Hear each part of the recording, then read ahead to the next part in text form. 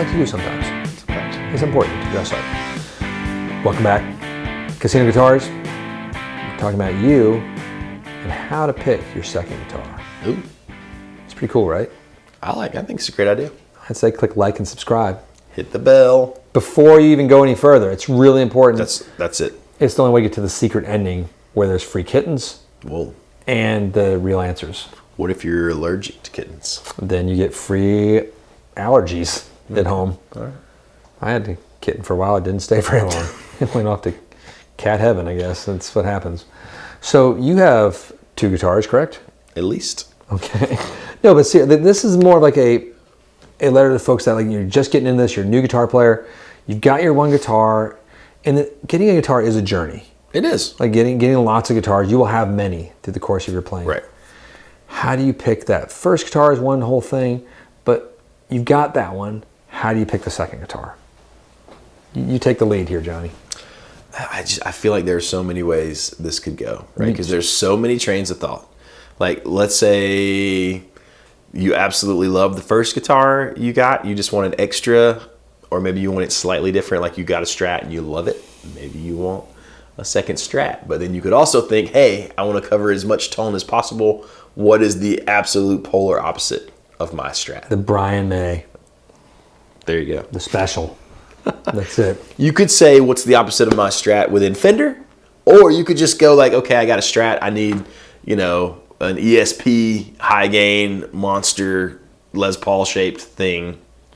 And that is a common way that a lot of folks get in there. I don't know if that's the best way. I don't either. I sort of think that's when you're sort of like you're throwing paint at a canvas. Well, and you're hoping is this going to stick? That's the journey for some people, right? They go through, because I don't know if I was ever really like this, but I do talk to some folks. They've had everything. You know what I mean? They've owned everything. They went through all these different phases. I went through phases, but I don't know. For whatever reason, I think I picked a little lane and kind of stuck there. A little bit. But I like to go in baby steps. Baby steps are good. For what I'm advising folks to is let's say you start with a Stratocaster. Maybe your next guitar, it might be a Tele. It might be. Because a Tele is, even though it's in the Fender family, it's very different. Yes. And it plays differently. The feel is different. The sounds are different. Similar sounds, but different. Kind of. Same. But it's not so different that it's like a foreign, crazy thing, So maybe that's maybe you started with a Tele. Maybe you want like a thin line Tele with wide range pickups. No, well, that's where I was going to go with this. Let's say you did start with a Tele. Yeah. I would say a Tele can lead you into Les Paul. Absolutely it can. Whereas I think Strat to Les Paul is a leap.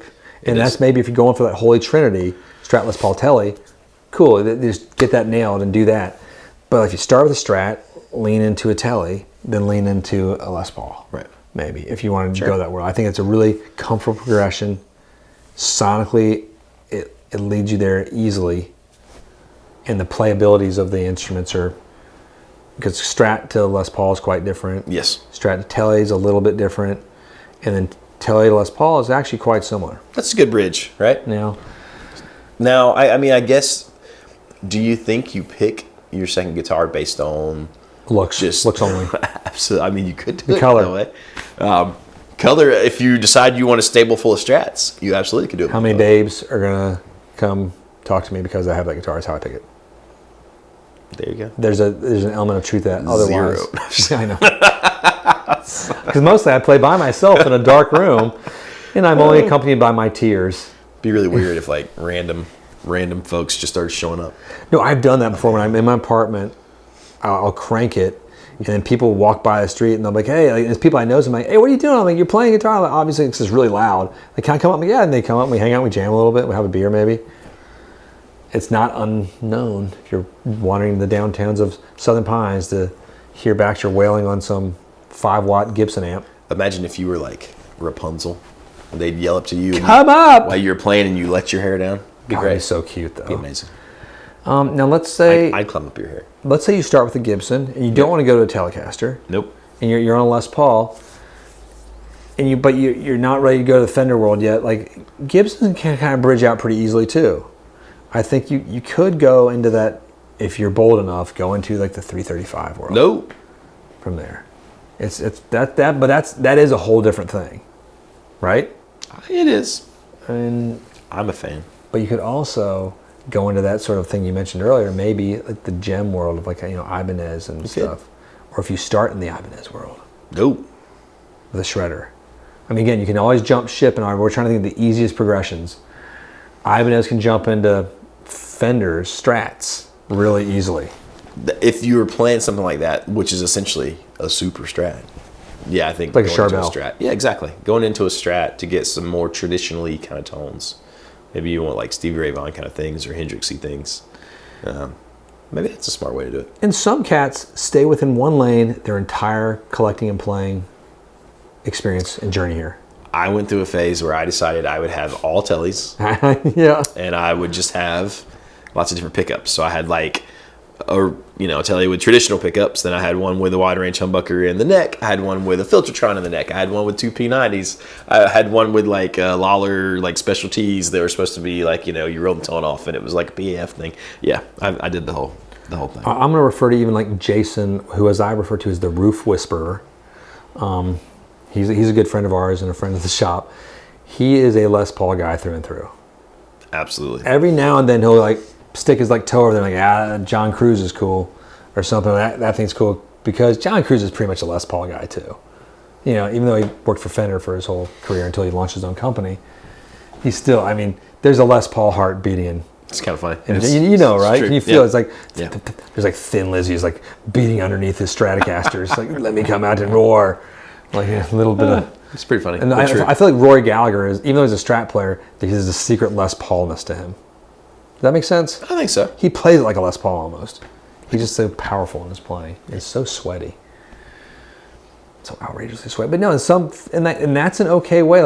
I am a huge Strat lover. And I collect a lot of Strats and love that. And that's sort of my main. But then I also I've sort of branched out slowly throughout my playing. Because I only had like 2 electric guitars pretty much my whole early professional career. And then maybe 3. Because I had I had a Les Paul and then I had a Tele. And then I had a Strat as well. I didn't use much as my gigging stuff except for like the studio work. Right. And then now I've sort of started to like spiderweb out. Well, there's almost 2 there's like 2 categories. You got your like icon guys who only play one guitar. Yep. So like if you're modeling yourself after like your Derek Trucks or your Eric Clapton or your whoever, you John associate those guys. Mayer. I was gonna say Frusciante, but yeah, John Mayer. You play one guitar, right? It's cool. You got 3 or 4, 5, 6, 7, 20 Strats, or 3 SGs, or 3 Les Pauls, or whatever. That's awesome. But then you have all the crazy, like the session / sidemen guys, like Tom Bukovac, or the guys we watch on YouTube. They pull out a PRS, and you're like, what is happening? They pull out the right guitar for the right thing. Melted my brain. Maybe it's Gretsch, maybe it's PRS, maybe it's something pointy. They got it all. They can sort of do it all. If that is what makes you happy and kind of turns you on a little bit, maybe you want lots of different guitars. And it's strangely too that there's such an aesthetic attraction to like your what you want to play and what you will end up buying. Yeah. If you were attracted to that shape of that Les Paul, that's probably where you're going to sell out, and that's quite all right because every Les Paul is so different. Oh yeah. It is like from like the the P90 ones to even like the ones that are PF style, they all sound differently. If you get in the custom shop, different world. The traditionals and standards are different. If you have one of the RoboTuner ones, those will probably be like collectible one day in some strange universe when the robots come down and see our corpses everywhere. I think sometimes the aesthetic we like is not necessarily match the tone that we also like. Like I think in my own playing, I can think of times when I bought guitars because I like this aesthetic, but I probably should have been playing like a Les Paul or something. Do you know what I mean? And I would try to make it work. And in some ways, I think that helps shape my strange, odd, maybe not very good style. Yeah, I concur. No, I don't play a Les Paul like a lot of Les Paul players do. I still do my like sort of light touchy stuff on it. And I just enjoy, but it does pushes you to play a little differently. Sure it does. But I still try to harness those tones out of there with the soft, some finger style and a little bit of light picking. Yeah. It's fascinating. So it's a fun, there is no right or wrong way to do this, obviously. We're just trying to give a little bit of a roadmap on a painless way because we have a lot of guys that we work with that are new to guitar that go through it and they buy like really nice pieces sort of haphazardly, just trying to see what they like. And there's a maybe an easier, gentler way to do it. Like just sort of slowly walk the circle until you come back to the maybe strap. haphazard is fun. Who knows? Haphazard is kind of fun too. It can be fun and right either way. It can also be really expensive. That is true.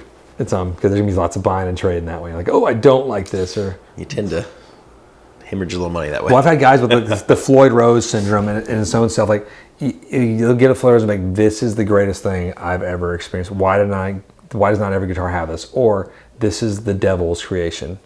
Why did I ever buy a Floyd Rose? And it's one of the others. Nobody's like, oh, they're kind of okay. You love them or you hate them. I mean, I feel like you could love them and hate them. Like you could love your ability to make horsey noises Yeah, and hate having to change strings. Like, Woo! I'm serious. That's start amazing. It is really fun.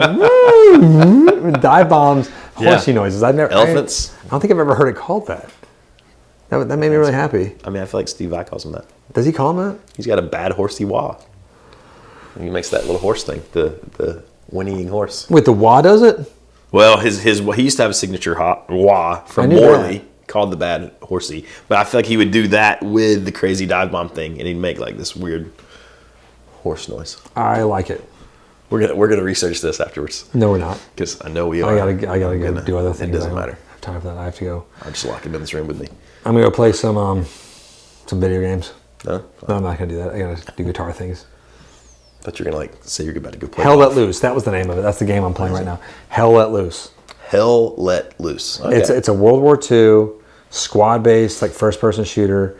If you haven't played it, I'm on there. My call sign is Devil Fluff 1. If you're an Xboxer at all, you can search me out. I do play it quite regularly right now. It's a problem. I will stop soon because I do that. I have to, but it's so much fun. If you haven't tried it, I think it was on sale. Right? Maybe it's not on sale anymore. It was on sale when I bought it.